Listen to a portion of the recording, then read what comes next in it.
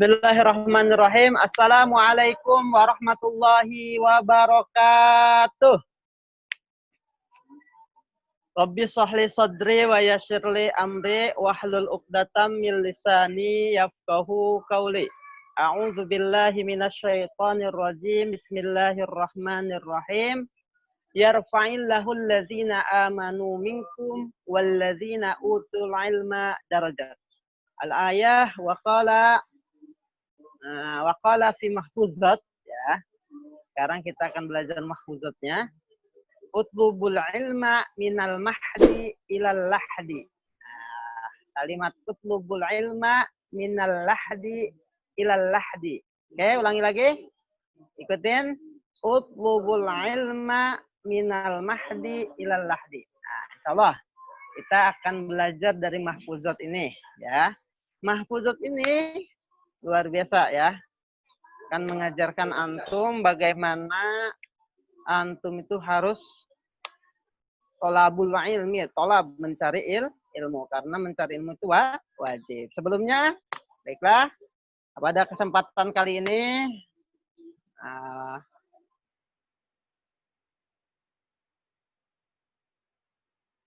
kita sama-sama mengucapkan banyak bersyukur kepada Allah Subhanahu wa taala yang mana telah memberikan nikmatnya kepada kita sehingga kita masih diberikan kesehatan yang luar biasa, ya, baik sehat jasmani maupun sehat rohani. Ya, insyaallah, ya, itu wajib antum syukuri karena ini adalah nikmat yang sangat luar biasa. Bayangkan kalau misalnya kita dalam keadaan sakit, luar biasa, makan aja sudah susah. Nah, ketika makanan biasanya ketika kita waktu sehat, kalau misalnya kita makan, misalnya makan apa? Makan ayam dan makan sebagainya, enak kalau mesti sehat. Tetapi kalau mesti sakit itu serba pahit. Itu wajib, itu nikmat yang kita senantiasa harus kita syukuri. Nah, insya Allah kalau misalnya kita bersyukur, Allah akan memberikan nikmatnya kepada kita lebih banyak. Ya, jangan sampai kita terkufur terhadap nikmat Allah, tidak mensyukuri atas nikmat Allah. Kemudian salawat beserta salam teriring marilah kita sanjungkan kepada baginda kita Habibina wa Safi'ina wa Maulana Muhammad sallallahu alaihi wasallam, yang mana telah membawa umatnya dari zaman kejahilan. Pada masa itu bangsa Quraisy itu jahil, ya, penuh dengan kemaksiatan, tetapi Rasulullah luar biasa, ya, memberikan ilmu pengetahuan, memberikan atas wahyu yang Allah berikan kepada malaikat Jibril, kemudian diturunkan kepada Nabi Muhammad senantiasa pada sekarang ini, mujizatnya sampai akhir ini, mujizatnya yang senantiasa kita baca yaitu Al-Qur'an, ya.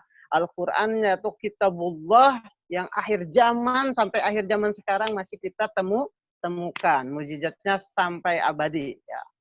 Alhamdulillah, itulah senantiasa kita melaksanakan sunnah-sunnah Rasulullah. Baiklah, selanjutnya kita akan ke materi sekarang yang tadi Bapak fi mahfuzatnya, yaitu utlubul ilma minal mahdi ilal lahdi.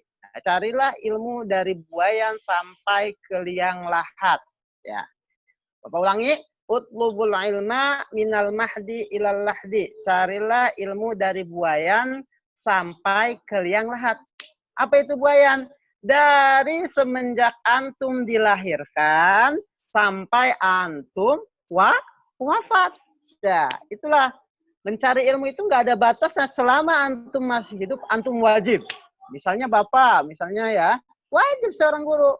Walaupun Bapak ini seorang guru, tapi tetap harus senantiasa mencari ilmu pengetahuan. Karena nggak ada batasnya, waktunya nggak ada batasnya. Batasnya itu setelah kita itu wafat. Baru the end, ya. Jadi selesai kewajiban kita. Tuh.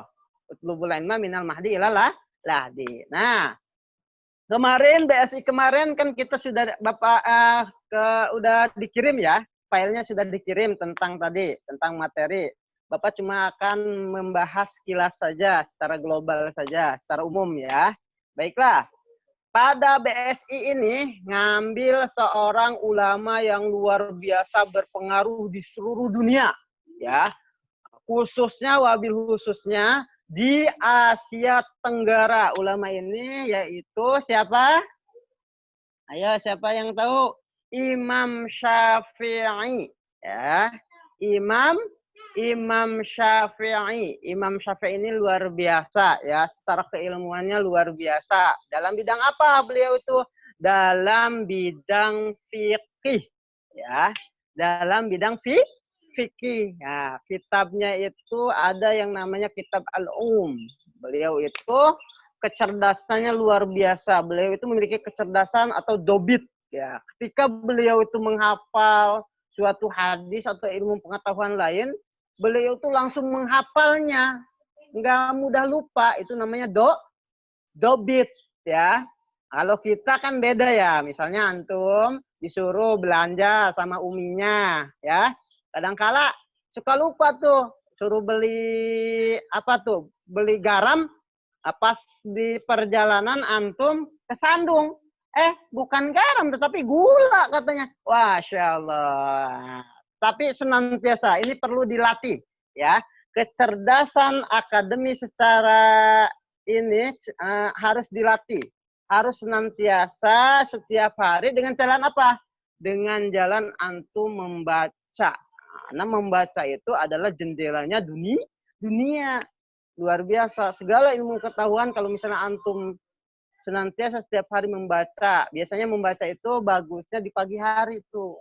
Di pagi hari karena posisi otak kita itu masih keadaan segar, ya. Kalau misalnya udah siang itu udah pusing bawaannya, ngantuk, lapar dan sebagainya. Makanya pagi hari setelah sholat subuh antum sholat subuh kemudian tadarus baru antum belajar. Nah, belajar itu tadi itu, ya, harus dengan kesungguhan. Nah, biasanya ketika belajar itu kadang-kala ada sifat-sifat malas, sifat kasal, ya. Sifat kasal itu, sifat malas itu harus dilawan, ya. Harus dilawan. Nggak boleh antum misalnya, udah sholat subuh tiduran. Aduh, tiduran udah. Sekarang kan nggak ini.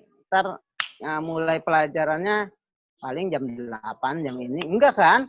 Ini kan kemarin itu sudah dibuat agendanya, kegiatan antum. Selama antum dari bangun tidur, sholat subuh, kemudian membaca Al-Quran, dan sampai antum aktivitas olahraga itu perlu di pembiasaan. Perlu ada pembiasaan. Kalau dibiasakan di waktu kecil, sekarang ini antum, insya Allah ini, ya, lambat laun setelah dewasa itu sudah tidak menjadi bebannya. Sudah tidak menjadi beban karena antum setiap hari sudah melakukan, ya. Itulah konsepnya ketika belajar itu harus ada pepatah ijhad wala taksal wala takun ghafilan panadamatul uqbali mayataksal. Ketika antum belajar itu harus dengan ijhad. Itu dengan sungguh-sungguh, dengan serius, jangan lalai. Ya, itu. Oke, kembali kepada Imam Syafi'i. Imam Syafi'i itu beliau itu seorang ahli fikih. Nah, beliau itu ketika menuntut ilmu itu luar biasa. Beliau itu, ya, bukan keliling antar kampung, ya. Nah, beliau itu keliling dunia. Nah, oke, kita akan belajar tentang di mana itu Imam Syafi'i itu dilahirkan. Nah, Imam Syafi'i itu dilahirkan, beliau itu di Hijaz. Hijaz itu mana? Nah, sekarang itu Palestina itu, di Palestina beliau itu, ya. Beliau itu dilahirkan dalam keadaan yatim. Ya, dalam keadaan yatim, tidak memiliki abi. Beliau itu hanya memiliki umi, tapi uminya luar biasa, ya. Umi yang luar biasa, solehahnya, senantiasa memberikan motivasi kepada Imam Syafi'i untuk senantiasa tolabul ilmi, ya. Nah, beliau dilahirkan di Palestina, di Hijaz, makanya beliau itu terkenal dengan ulama Hijaz, ya. Nah, kemudian setelah itu uminya berpesan, ya. Kata-kata beliau yang terkenal itu, ya anakku, misalnya Imam Syafi'i, ya Imam Syafi'i, ya, antum silahkan belajar ya. Belajar mungkin singkat ceritanya antum belajar kemana aja, kemudian insya Allah kita akan ketemu ntar di akhirat. Itulah motivasi yang diberikan uminya kepada Imam Syafi'i. Jangan sampai ketemunya udah di akhirat aja setelah kita wafat. Sampai uminya itu senantiasa memotivasi supaya Imam Syafi'i itu giat menuntut ilmu karena Allah. Ya, menuntut ilmu karena Allah. Ini sebuah kewajiban untuk semua muslimat, baik laki-laki maupun perempuan. Ini sudah menjadikan kewajiban kita semua. Ya, kalau orang yang berilmu luar biasa. Orang yang berilmu itu beda dengan orang yang tidak berilmu. Bahkan ketika sholat aja, kalau misalnya tidak berilmu, tertolak sholatnya. Makanya ilmu itu harus ada, ibadah itu harus ada ilmunya. Ya, contohnya apa sih yang diajarkan Imam Syafi'i kepada kita dalam hal fikih ketika kita wudhu? Ketika kita wudhu itu biasanya kita memakai mazhab Imam Syafi'i, kumur, sunah-sunahnya, kemudian cuci tangan, sampai mengusap rambut. Itu sunah-sunahnya yang diajarkan yang kita pakai, ya. Itulah yang diajarkan Imam Syafi'i. Ya, luar biasa, Imam Syafi'i itu berpengaruh di Asia Tenggara. Ya, Asia Tenggara itu mayoritas biasanya mazhabnya Imam Syafi'i karena terkenal dengan kewarwaannya, keafikannya, ya, menghindari dari perbuatan yang subhat, ya, dari perbuatan subhat beliau itu. Luar biasa. Baiklah. Ketika beliau diamanahkan oleh uminya supaya antum senantiasa tolabul ilmu kemana saja, beliau itu pergi kemana? Beliau itu pergi ke Mekah, Al-Mukarramah, ya, menuntut ilmu di Mekah itu yang terkenal, ulama terkenal beliau datangin. Kemudian setelah itu ulamanya tersebut karena melihat kecerdasan Imam Syafi'i, antum ini ilmu saya udah saya serahkan, saya udah habis nih ilmunya. Antum silahkan antum berguru lagi ke Madinah. Berguru ke siapa? Ke Imam Malik. Nah, Imam Malik ini juga termasuk imam yang luar biasa, ya. Orang yang makanya dikenal dengan 4 mazhab. Ada mazhab Imam Maliki, ada mazhab Imam Syafi'i, ada mazhab Imam Hambali, dan ada mazhab Imam Hanafi. Nah, Imam Maliki ini adalah imam yang pertama, yaitu ya gurunya Imam Syafi'i, ya. Terkenal beliau itu kitabnya itu namanya Kitab Al-Muwatta. Ya, Kitab Al-Muwatta. Ternyata Imam Syafi'i sebelum ketemu sama Imam Maliki itu menghafal kitab Al-Muwatta tersebut dalam usia 10 tahun, ya. Dalam usia 10 tahun beliau menghafal kitab Muwatta, luar biasa tebalnya. Dalam usia 7 tahun beliau itu menghafal Al-Quran. Dalam usia 7 tahun, antum bayangkan, luar biasa ya kecerdasan Imam Syafi'i tersebut. 7 tahun bisa menghafal Al-Quran. Kira-kira 7 tahun itu umuran berapa ya? Wah, kayaknya umuran anak bapak deh. Yusuf kayaknya 7 tahun itu. Ya, andai kata bapak punya anak yang luar biasa, kayak gitunya. Karena udah ada keistimewaan, ya, udah ada keistimewaan. Tapi insya Allah kita senantiasa setiap hari harus senantiasa apa? Belajar itu salah satunya menghilangkan kejahilan, kebodohan. Misalnya, Pak, saya belajarnya pusing, nggak masuk. Nah, belajar tematis, belajar MTK, belajar apa, udah pusing saya, nggak masuk. Gimana itu caranya, solusinya? Yang solusinya yaitu harus sungguh-sungguh dulu. Setiap hari, iya. Setiap hari harus rutinitas. Ya, ibaratnya gini nih. Kita punya pisau. Ya, pisau itu memintul. Ibaratnya pisau itu Bapak analogikan seperti otak kita. Nah, kalau misalnya nggak dipakai, si pisau itu otomatis akan nih mintul. Mintul itu apa? Bahasa kitanya susah ketika kita mau ngiris bawang itu atau yang lain tuh susah. Tetapi kalau si pisau tersebut senantiasa kita asah tiap hari, salah satunya ketika otak kita senantiasa belajar setiap hari dengan penuh kesungguhan, menjauhkan dari sifat-sifat malas, insya Allah kita akan senantiasa mendapatkan ilmu, ya. Karena ada perbedaan antara orang yang berilmu dengan orang yang tidak berilmu, ya. Bapak mau kasih kalimat Nazim yang penyair, beliau mengatakan naumul alim khairum min ibadatul jahil, ya. Tidurnya orang yang berilmu beda dengan ibadahnya orang yang jahil, orang yang bodoh. Makanya kedudukan ilmu itu luar biasa. Allah dalam Al-Quran, surat Al-Hujurat, yarfa'illahu alladzina amanu minkum walladzina utul ilma darajat.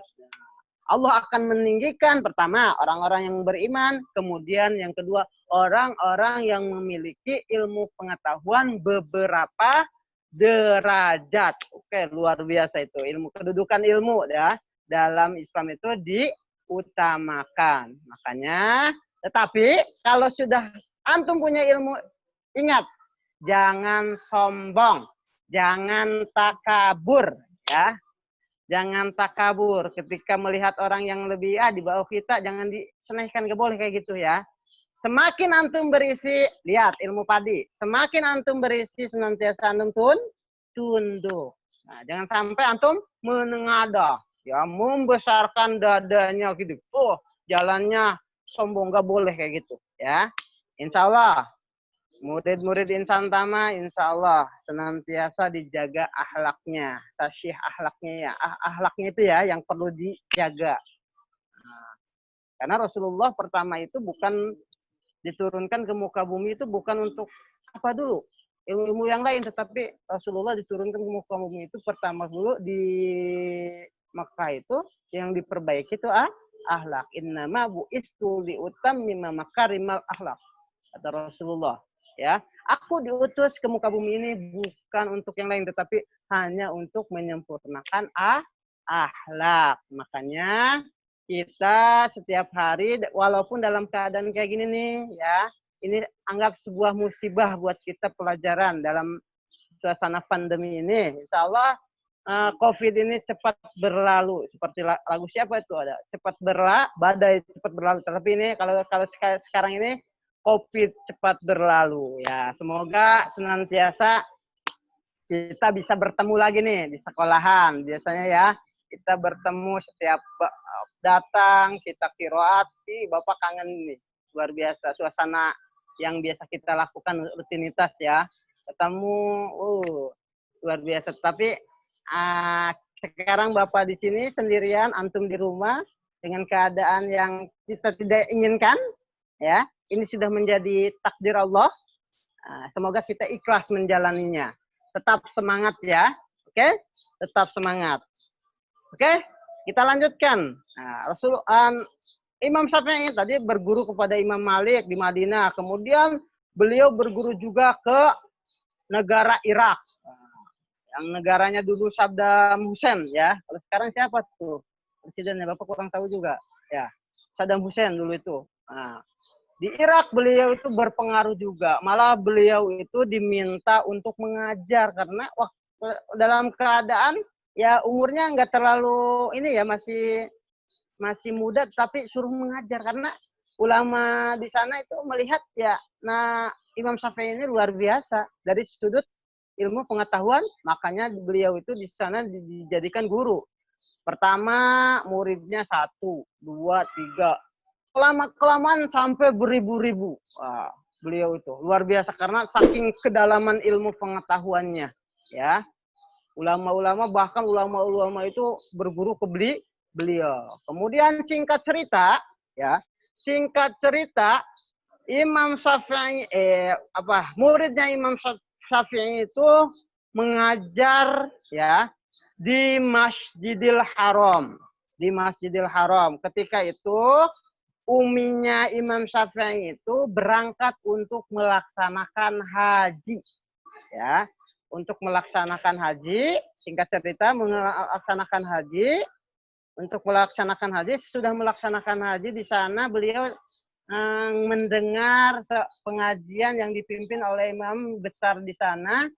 Beliau itu qala Imam Syafi'i bin Idris katanya. Beliau itu bertanya-tanya, ini siapa ya? Yang artinya kalau orang Jawa itu Kang Den ngucap. Mungkin ada orang Jawa di sini ya. Qala Imam Syafi'i yang Qala berkata, ya kalau bahasa kitanya berkata Imam Syafi'i bin Idris. Nah, jadi bingung, wah, perasaan yang namanya Imam Syafi'i bin Idris ini adalah anak saya. Nah, kata ibunya Imam Syafi'i, emang jelas Imam Syafi'i itu anak beliau, Idris itu bin kembali ke bapaknya, ya. Ternyata luar biasa ya. Nah, setelah itu beliau mengatakan uminya itu ke seorang ulama tadi ketika mengajarkan. Setelah selesai mengajarkan, beliau itu pergi kemudian bertanya kepada ulama tersebut. Ya, ulama tersebut menjawab, ternyata kaget ya. Kaget ternyata ini adalah ibunya Imam Syafi'i, imam yang luar biasa berpengaruh di Irak, luar biasa ya.